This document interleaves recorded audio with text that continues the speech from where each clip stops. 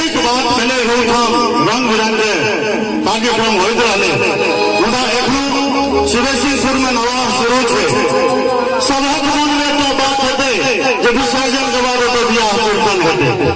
जहां की 500 ईस्वी से बियाह कीर्तन भ रही है मुदा इत स्वरूपे तेहन से जो हुनकर स्मरण देर बेर होइत रहते आनंदे होइ छै आ ओकरे एकटा मिथिला वर्णन अपने को सुनाबी एखन एकटा भैया श्री किशोरी जी सासुर में छै उस समय ट्रेन नहीं चलते रहे रिक्शा तांगा नहीं रहे प्यारे जा पड़े मास दिने 2 मास दिने माथ पर मोटरी छै सनेश के बाल जला आरा छपरा के बाद कोनो बात में एक पिपरा गाछ से तर तर घाम से देह भीजल वो रखला है गमछा लगे भैंक रहा है ताबत बेटा घसवैनी वहां से एले और पूछे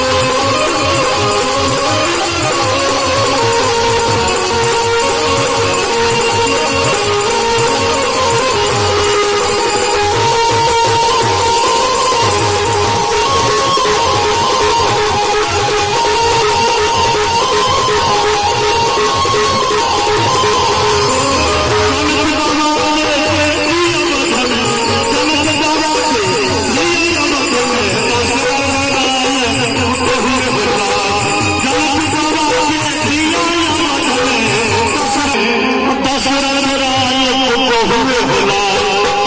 हे भैया, अगर आपका दिल गवाही दे कि हम लोग सौभाग्यशाली हैं